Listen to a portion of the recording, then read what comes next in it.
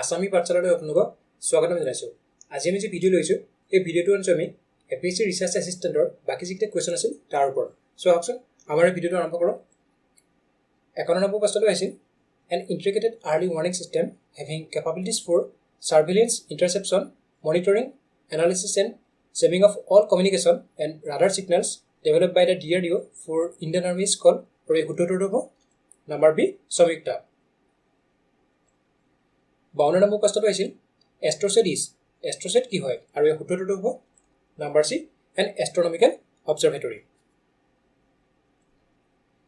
53 number প্ৰশ্নটো আহিছিল what is elite ফায়াৰবল কি হয় আৰু এই শুদ্ধটো হ'ব number A fire extinguishing ball that contains monoammonium phosphate. Question number 54 is a gastroscope is a device for general measuring. ইয়াত সোধা হৈছে gastroscope device-টো কি মেজাৰ কৰিবৰ কাৰণে ইউজ কৰা হয় আৰু এই কাৰেক্ট আনসাৰটো হ'ব number C growth of plant.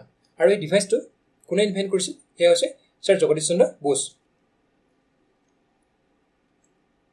55 নম্বৰ প্ৰশ্নটো আহিছিল which state stably was adjudged as the best among all the 16 participating states and union territories at Republic Day Parade 2020 আৰু এই শুদ্ধটো হ'ব নাম্বাৰ ডি আসাম। 56 নম্বৰ প্ৰশ্নটো আছিল planet Venus is the hottest planet in the solar system. It is because ইয়াৰ প্ৰথম অপশ্যনটো হৈছে it is nearest to the sun, number B of its greenhouse effect, number C of its thick atmosphere which is about 100 times more massive than the earth আৰু last option হৈছে number D both B and C আৰু ইয়াৰ correct আনসাৰটো হ'ব number D both B and C। Question number 57 is who certifies that a bill to be introduced in the Lok Sabha is a money bill আৰু ইয়াৰ correct আনসাৰটো হ'ব number C the speaker of the Lok Sabha। 58 নম্বৰ প্ৰশ্নটো আছিল which one of the following articles of Indian Constitution is termed as soul of the Constitution আৰু কোৱেশ্যনটো আমি আমাৰ চেনেলত বহুতবাৰ ডিছকাছ কৰিছোঁ, আপোনালোকে নিশ্চয় গম পাইছে। ইয়াৰ কাৰেক্ট আনসাৰটো হ'ব নাম্বাৰ ডি আৰ্টিকল 32 আৰু এই সোল অফ দ্য কনষ্টিটিউশ্যন এই কথাষাৰ কোনে কৈছিল সেয়া হৈছে doctor B R Ambedkar. Question number 59 is which one of the following is correct regarding the operation of the contingency fund of India আৰু এই শুদ্ধটো হ'ব number D the president of India operates the fund with the approval of the Lok Sabha in case of external aggression only। 60 number প্ৰশ্নটো হৈছে Article 359 of Constitution authorizes the President of India to suspend the right to move any court for the enforcement of fundamental rights during আৰু এই correct আনসাৰটো হ'ব number এ national emergency. 61 number প্ৰশ্নটো হৈছিল the highest ল officer in India ভাৰতৰ সৰ্বোচ্চজন ল officer কোন হয় আৰু তাৰ কাৰেক্ট আনসাৰটো হ'ব number C attorney general of India. 62 নম্বৰ প্ৰশ্নটো হৈছিল which part of Indian Constitution is described as the Magna Carta of India আৰু এই কাৰেক্ট আনসাৰটো হ'ব number A part 3 containing fundamental rights which is mentioned in articles 12 to 35। 63 number প্ৰশ্নটো হৈছিল the very term secular in the Indian Constitution was included after which amendment of the Constitution আৰু এই correct আনসাৰটো হ'ব number D 42nd Amendment Act of 1976। 64 number প্ৰশ্নটো হৈছিল the Constitution 36th Amendment Act of 1975 deals with আৰু এই correct আনসাৰটো হ'ব number A Declaration of Sikkim to be associated with Indian Union। 65 number প্ৰশ্নটো হৈছিল which one of the following is not a money bill তলৰ কোনটো মানি বিল নহয় আৰু এই কাৰেক্ট আনসাৰটো হ'ব নাম্বাৰ ডি ফাইনেন্স বিল। 66 নম্বৰ প্ৰশ্নটো হৈছিল UN in its report World Population Prospects 2012 has noted that India will be the world's largest populated country leaving behind China by the year আৰু ইয়াৰ কাৰেক্ট আনসাৰটো হ'ব নাম্বাৰ বি 2028। 68 নম্বৰ প্ৰশ্নটো হৈছিল who was appointed as the first CEO of NITI Aayog আৰু ইয়াৰ correct আনসাৰটো হ'ব number C সিন্ধুশ্ৰী খুল্লাৰ।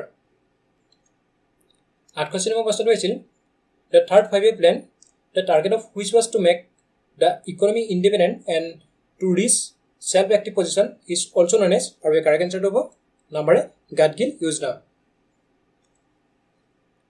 Question number 69 is a major shift in the 9 5-year plan was আৰু এই কাৰেক্ট আনসাৰটো হ'ব number A the emphasis given to people's involvement via local bodies in the development process.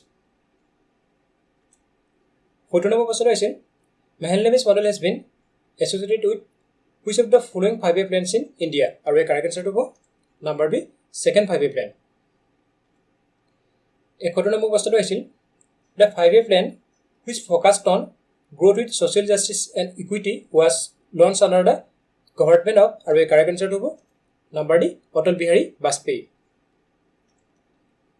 Question number 72 is the government of India declared plain holiday during which period? Are we correct answer to number C, 1967 to 68.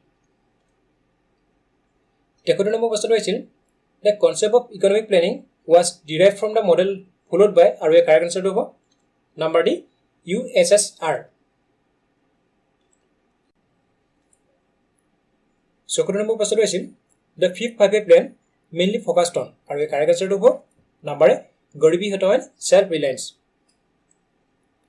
Second number question is what is ruling plan? Ruling plan ki hoy? Are we correct answer to number B, plan with no fixed date of commencement and end.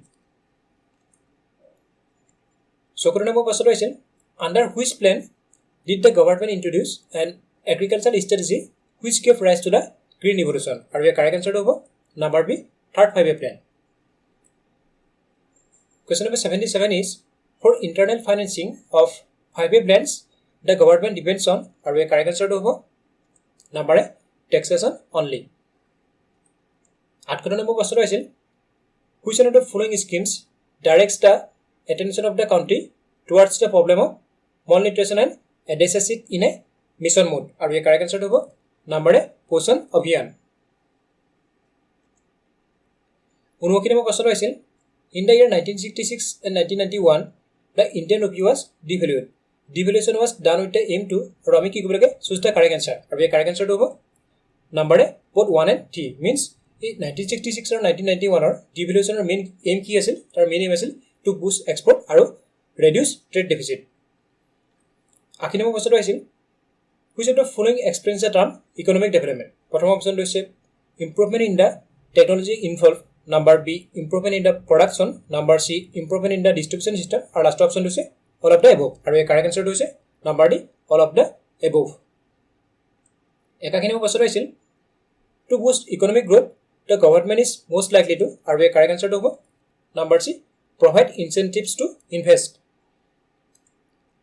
22 number question is which one of the following components was not in the agenda in the minimum need program during the 7th plan period? Are we correct answer to number D, rural network of motorable routes and urban transformation. 23 number question is what is IAY? Are we correct answer to number D, Indira Awas Yojana. 24 number question is which is the thrust area of Prime Minister's Rozgar Yojana? Are we correct answer to number B, unemployed youth. 25 number question is which of the following is a saving certificate scheme? Dollar kundu saving certificate scheme hoy? Are we correct answer to number B, Kisan Vikas Patra. So 26 number question is Ujala scheme is related to Ujala scheme kihor logot jodito? Are we hutoto number A, LED bulb distribution. Are we Ujala here full form ki hoy? Unnot jyoti by affordable LEDs for all.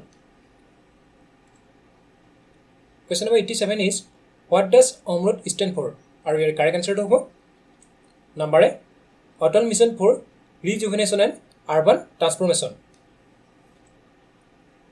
28 number question is the National Food for Work program was launched in the year. Are we hutoto number C, 2004. Question number 89 is the first 20-point program or Samagoi TPP was launched by the government of India in, are we correct answer to number A, 1975.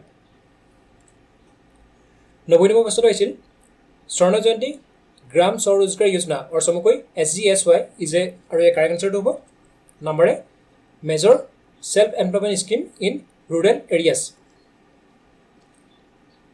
91 number question is in India the first official rural and urban poverty lines at the national level were introduced by, are we correct answer to number A, YK Olaf Committee. 92 number question is the most preservation of food and meat products is, আৰু এই correct আনসাৰটো হ'ব number D carefully removing water or freeze drying. Question number 93 is the scheme Aam Aadmi Bima Yojana provides social security to, আৰু এই correct আনসাৰটো হ'ব number D all laborers in both rural and urban areas. Question number 94 is CAPARD is associated to, আৰু এই correct আনসাৰটো হ'ব number A assisting and evaluating rural welfare programs. Question number 95 is how many functional special economic zones are there in India, আৰু ইয়াৰ correct আনসাৰটো হ'ব number 8. Question number 96 is which one of the following is Asia's first export processing zone, আৰু ইয়াৰ correct আনসাৰটো হ'ব number C Kandala port. Question number 97 is development of human capital is done by the investment in, আৰু ইয়াত আমি কি কৰিব লাগে choose the correct answer, আৰু ইয়াৰ কাৰেক্ট আনসাৰটো হ'ব নাম্বাৰ 1 and 2 means আমি হিউমেন কেপিটেল কেনেকৈ ডেভেলপ কৰিব পাৰিম both education sector আৰু health sector আমি ইনভেষ্ট কৰিম. Question number 98 is in India which has the highest share in the disbursement of credit to agriculture and allied activities, আৰু ইয়াৰ correct আনসাৰটো হ'ব number C commercial bank. Question number 99 is what is the goal of Mission Indradhanush? Mission Indradhanushৰ goal কি আছিল, আৰু তাৰ correct আনসাৰটো হ'ব number C to ensure full immunization so with all vaccines for children up to the age of 2 years. Question number 100 is which ministry has launched Sampoorna Bima Gram Yojana to provide rural people affordable life insurance services, আৰু এই correct আনসাৰটো হ'ব number C ministry of communication. So' ইয়াৰ লগতে আজিৰ আমাৰ ভিডিঅ'টো অন্ত কৰিম. যদি আজি আমাৰ ভিডিঅ'টো আপোনালোকৰ ভাল লাগিছে please like share and subscribe কৰিব নাপাহৰিব. ধন্যবাদ.